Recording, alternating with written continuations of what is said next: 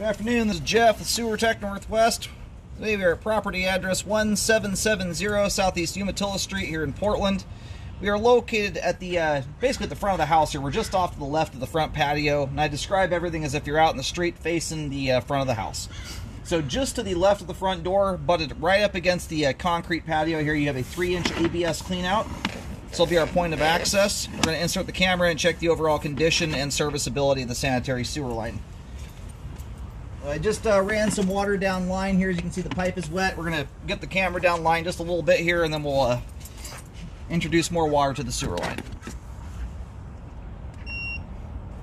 We're zeroed out, and off we go.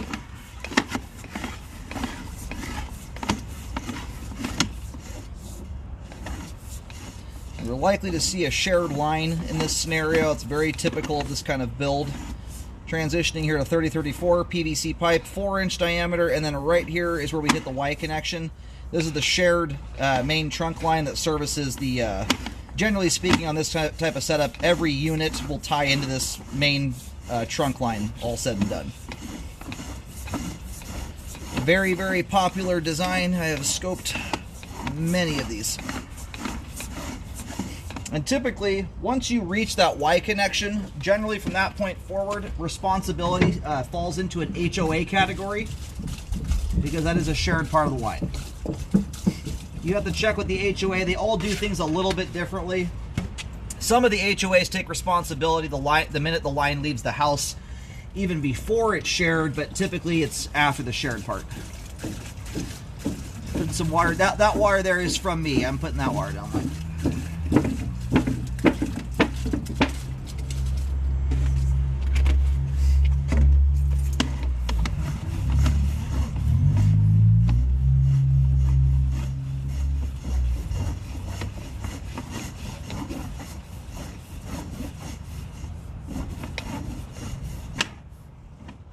Nice steep nose dive down to the top of the main here.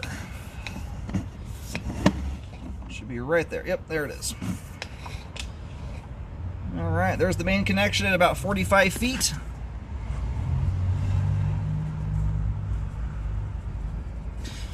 And it's really hard when you go through those Y connections like that to visually watch for diameter changes. A lot of places in town these days are 4-inch all the way out. But my guess here is it transitions to likely 6-inch pipe. I'm going to jot that on the report. Y connections are just a difficult visual to judge pipe diameter changes. Alright, we're going to go locate really quick here just to verify where the line terminates at, then we'll pull back in. Alrighty, line terminates out here on Southeast Umatilla.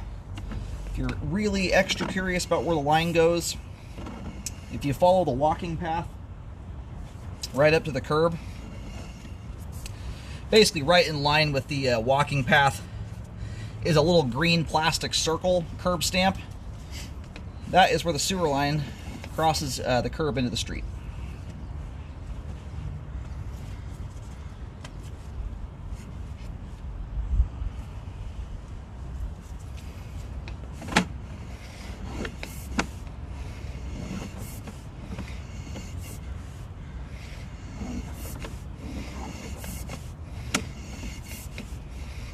And here in just a moment, once we get back to the clean out, I'm going to flip the camera around and run backwards through the foundation wall.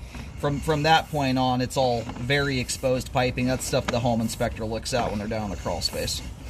Don't need a camera for it. Yeah, so you can see the difference here, this nice clean PVC versus this. This stub here has been in the ground for a while.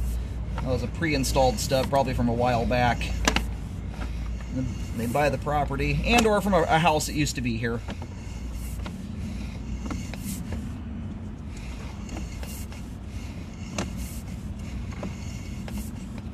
Nothing wrong with it. You can just a little thing to notice there. That's a pipe that used to exist for some other reason, probably for a different house that used to reside here. Alrighty, all the shared pipe there looks good. Most importantly, the pipe that services your home, or solely services your house, I should say, looks great. Great flow all the way out. All the pipes in good condition and very clean. And the cleanliness factor is the biggest reason it's a very good idea to scope these things. I've cambered almost 25,000 sewer lines in my career. Thousands of them have been new construction, and they are rife with construction debris issues. Very common problem. About 1 in every 4 I see will have something that needs to be cleaned out of the line. And it's rarely something like a kid's toothbrush, like you see on your more your lived-in homes. It's gnarly stuff. Concrete, nail gun strips, rebar, stuff you want absolutely nowhere near your sewer line. So right here is where the line crosses through the foundation wall. You can see through the foundation vent the hard vertical dive the line makes as it dives down to leave the house. That's where we are currently. So looking good end to end here. Great flow all the way out. That little dangly thing there is a little, it actually might just be a cobweb. Little tiny glue drips are very normal on new construction. That's all that is there. That's at the top of the pipe. It's too tiny and flimsy to do anything, but in case you're wondering what that was. Sewer line is functioning properly at this time. So what the line does here, it travels kind of between, in this walkway area between the houses.